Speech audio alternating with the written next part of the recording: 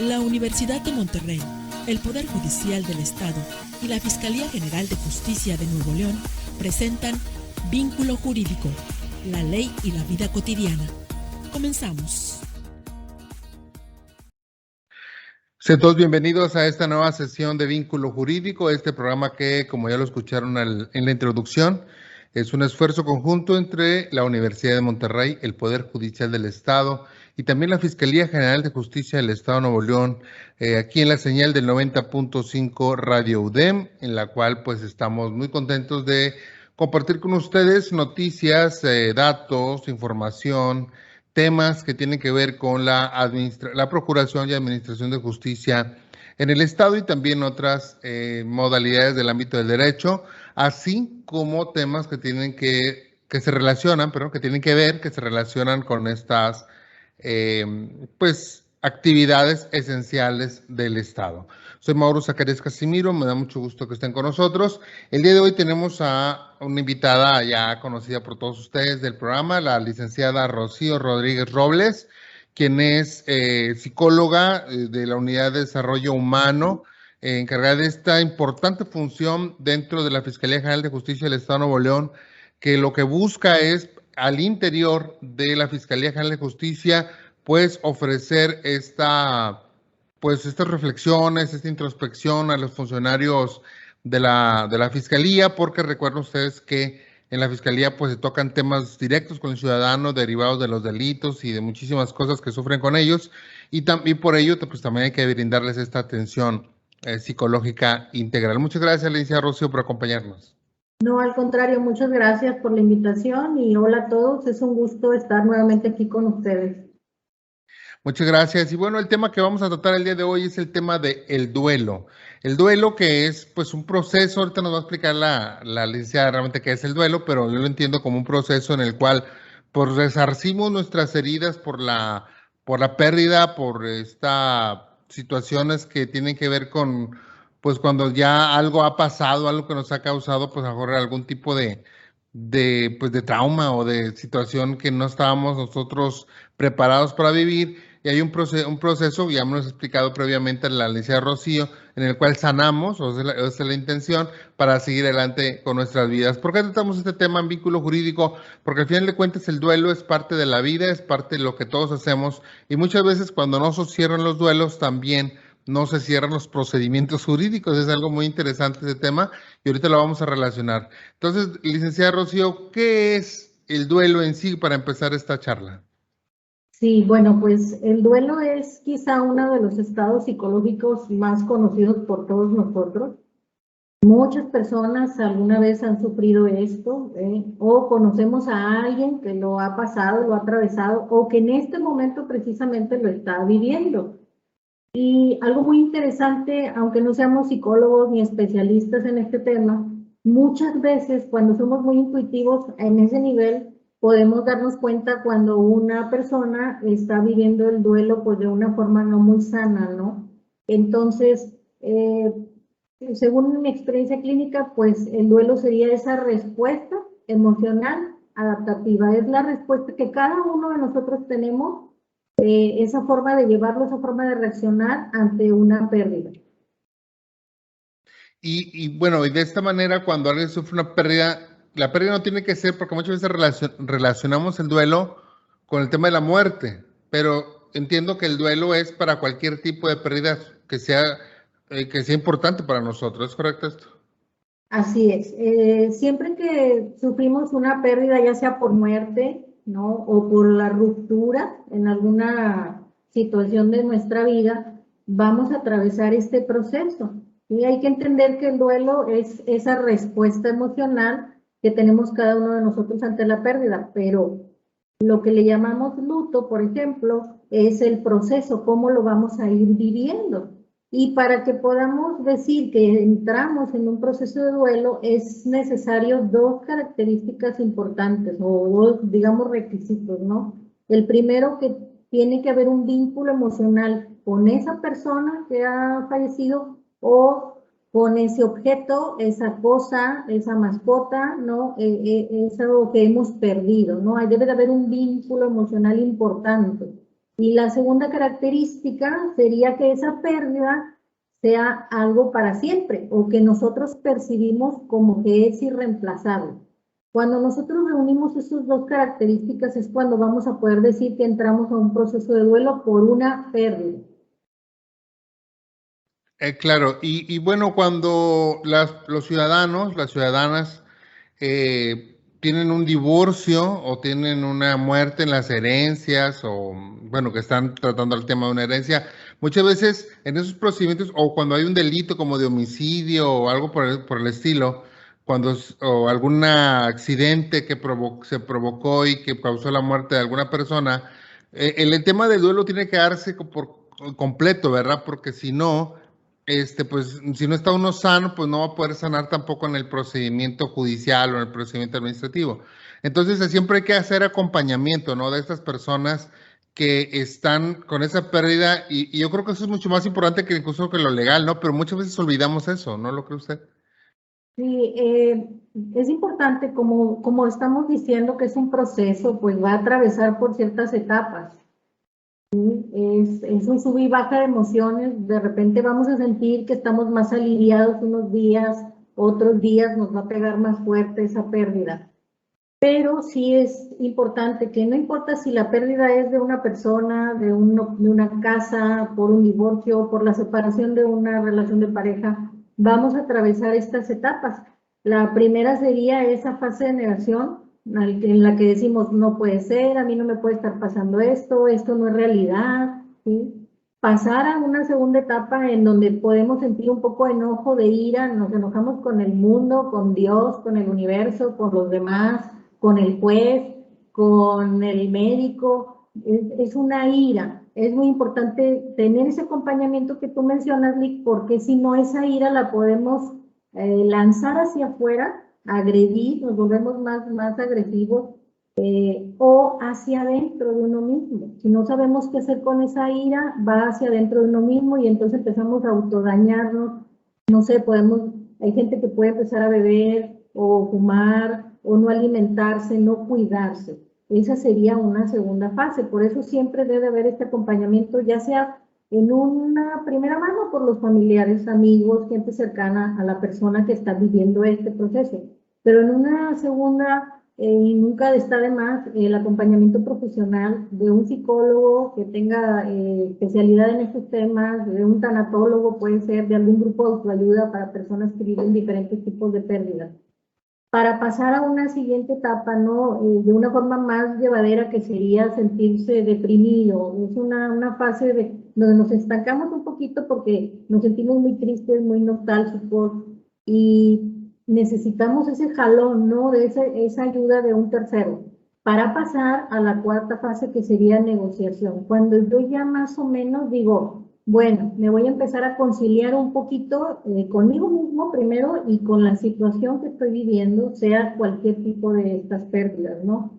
Y al final, cuando llegamos a la última fase, que sería la 5, pues sentir esa aceptación, sentir un poquito más de tranquilidad, de poder sobrellevar, de replantearnos ideas, pensamientos, proyectos y casarnos ya, conciliarnos con esta idea de que, bueno, pues nada es para siempre, ¿verdad?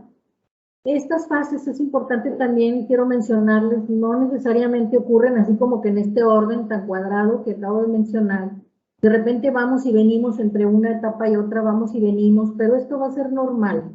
Lo anormal es cuando nosotros nos estancáramos en alguna de estas fases y no podemos salir, es cuando ocupamos de mucha ayuda profesional.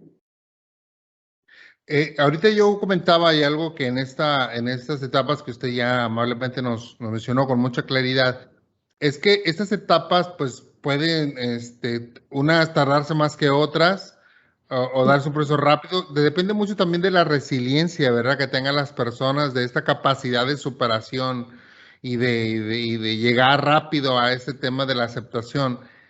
Pero hay personas que no son tan fuertes en ese sentido y que se quedan de repente en el enojo, se quedan en la depresión. ¿Es correcto esto, verdad?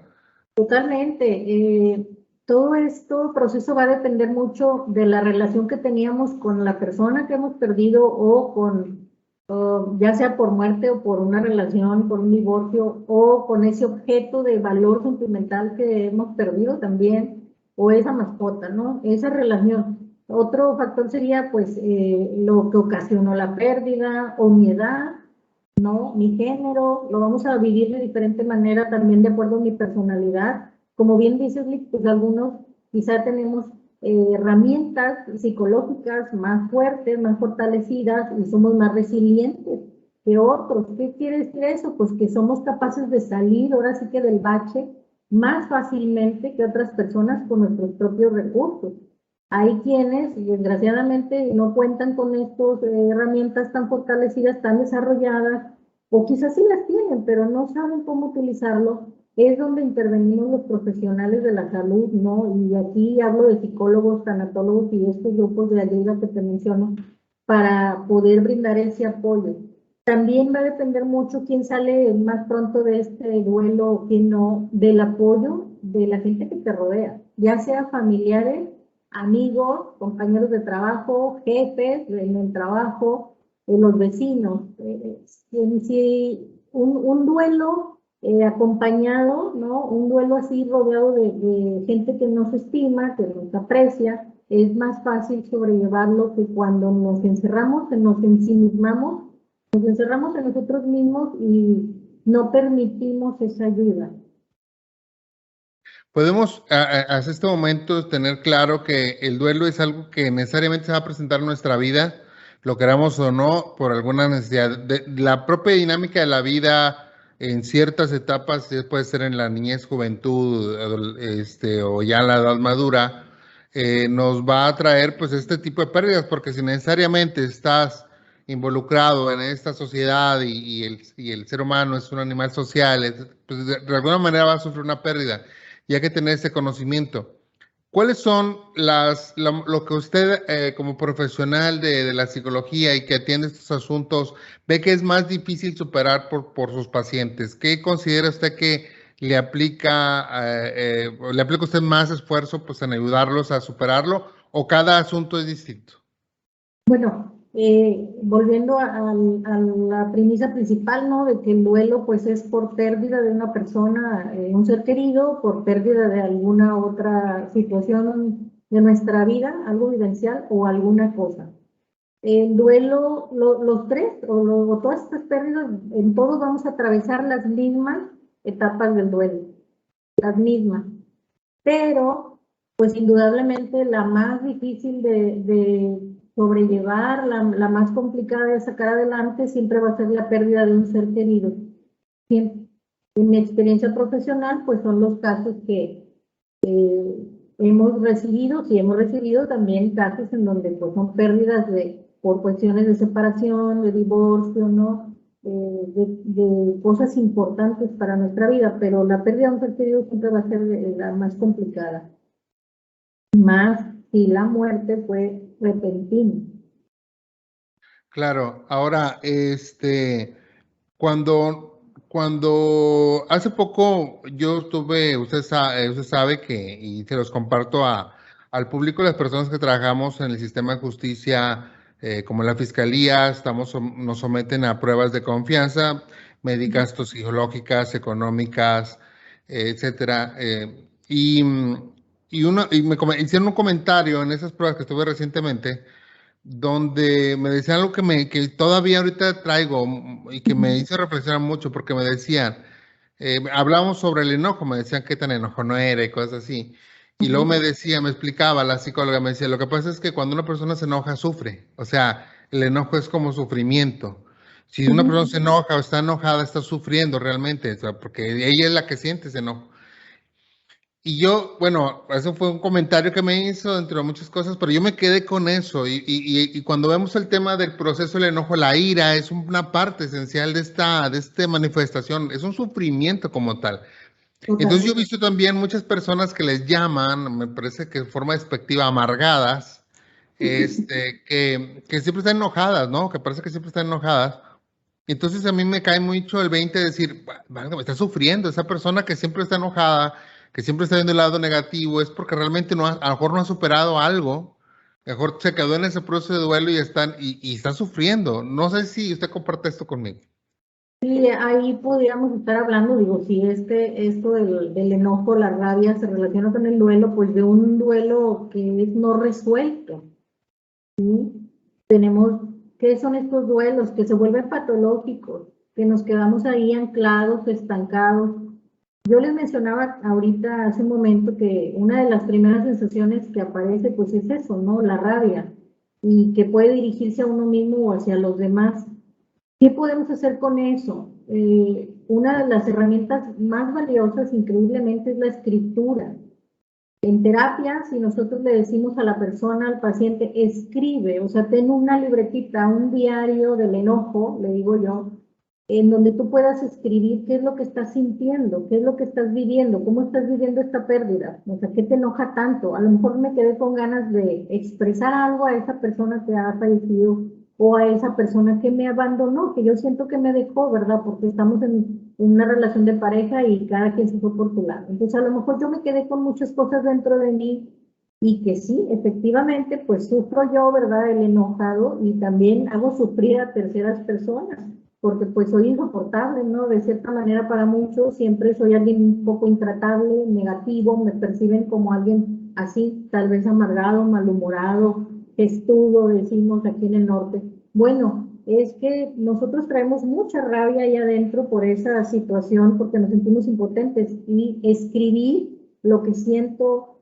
con qué intensidad lo siento, me va a ir a ayudar a descubrir todas estas partes que estoy viviendo, que tal vez no las hago tan conscientes, y va a ir bajando mi rabia. Yo le digo que es como un globo, va a ir desinflando el enojo, lo va a ir desinflando al grado que ya no va a explotar ese globo, pero si lo hacemos a través de la escritura, sería algo valioso. Ojo, si es algo que no se puede contener, no se puede controlar, hablando aquí dentro del tema del duelo, esa rabia, tal vez vamos a ocupar una intervención de urgencia, una intervención médica, una intervención psiquiátrica, hay que decirlo con todas sus letras, para poder salvaguardar la vida de esa persona y de los demás. No es recomendable, yo, en mi opinión, yo no recomiendo que cuando ocurre la pérdida, por ejemplo, de un ser querido, inmediatamente mediquemos a la gente. Digo, yo soy psicóloga, no receto, no doy medicinas, pero muchas veces se comete ese error de medicarle, de darle un calmante, de tranquilizar, de anestesiar, perdón, a las personas para que no sientan el dolor. Pero ojo, o sea, el duelo tiene que doler. ¿Sí? Es un dolor inevitable, lo tenemos que vivir, lo tenemos que sentir y presenciar en todo su esplendor para poder superarlo. Si anestesiamos, cometemos el error de que luego cuando esa anestesia se va, la persona se encuentra todavía más confundida de lo que pudiera estar, ¿no? Eso es lo que yo recomiendo. Muy bien, y también tomo otra frase que nos comparte, en el sentido que es que el duelo es un proceso, y luego nos dice, pero hay duelos no resueltos como procesos no resueltos, y que entonces lo que yo consigo aquí es que si mientras no pasemos todas las etapas, no las resolvamos, no lleguemos a esa, ¿cómo le puedo decir? Ese descanso de la aceptación, pero bien pasadas todas las etapas, realmente no vamos a poder salir de esa pérdida y siempre la vamos a estar sufriendo. ¿Esto es así? Sí, porque, bueno, hay que tomar en cuenta que vivimos en una sociedad en donde se nos vende así, que debemos ser felices, ¿no? En esta sociedad de la felicidad no se nos deja estar tristes, a veces no se nos deja vivir las emociones como son. Entonces, la pena para mucha gente no es algo sinónimo de glamour, ¿verdad? O de belleza o de estar bien. La tristeza se rechaza de alguna manera. ¿Por qué? Inconscientemente es porque nos angustia mucho el dolor de los demás, la enfermedad del otro, el trastorno del otro, nos angustia tanto que nos retiramos y lo rechazamos, ¿no? Por lo mismo, porque se nos vende en una cápsula de que pues, todos debemos ser felices, somos la sociedad de la felicidad. Y entre más rechazamos esta situación, vamos haciendo que esos duelos sean postergados. Es lo que tú dices, Lee, que vamos arrastrando después por toda la vida, nunca lo resolvimos, y nunca lo hablamos, y nunca lo llevamos a psicoterapia. Entonces, es importante vivir las emociones, reconocerlas, nombrarlas, decir, me siento muy frustrado, me siento muy triste, me siento muy molesto, muy enojado. Hay que decirlas, hay que ponerle su nombre, reconocerlas, hacer algo con ellas. Si bien o no, el duelo nos va a ayudar a revalorar todas estas emociones, las va a volver a clasificar, a acomodar, y luego nos va a enseñar qué hacer con ellas. Y nos va a dar crecimiento, nos va a dar aprendizaje, nos va a dar experiencia, ¿no? Como el duelo en niños, ¿no? Que también es otro, así como un tema muy, muy complicado, porque no se sabe qué hacer con los niños, ¿no? Y hay que dejarlos vivir también el duelo a su manera. Claro, cada persona y también la etapa de su vida pues tiene diferentes formas de afrontarlo, ¿no? Pero ahorita ya me comenta muy bien este tema de cómo podemos afrontarlo, y ya nos había dicho que una de las técnicas que usted utiliza muchas veces es la escritura, cosa que yo no pensaba que a lo mejor que fuera tan importante, pero me parece que sí, esto de escribir, de manifestar nuestros sentimientos, a mí me parece que es algo muy importante, o cualquier forma en la cual nosotros podamos sacar eso que sentimos y hacerlo, pues, hacerlo saber a alguien tan importante como nosotros mismos, ¿no? Más que a los demás, a nosotros mismos, y poder nosotros vernos en esas páginas, es importantísimo. Ahora bien, el duelo, siempre vemos como algo, como el tema del duelo acompañado de alguna pérdida o algo malo, pero realmente el duelo no es malo en sí, ¿verdad? Bueno, no es bueno ni malo, simplemente es un proceso, pero es importante que lo tengamos en pleno conocimiento y que podamos sentirnos, pues como parte de él, o sea, sepamos que tenemos que afrontarlo, ¿no? ¿Cuántas personas, más bien, en su experiencia profesional, qué tan difícil es para las personas en el común llevar este proceso de duelo? Siempre se va acompañado depende de su creencia religiosa o de su escolaridad, o de qué depende de que pase más rápido de una etapa a otra. Eh, sí, hay muchos factores. Por ejemplo, algo que es muy importante promover es la expresión tanto a nivel social como familiar y personal de estas emociones, acompañadas, por ejemplo, de ciertos rituales.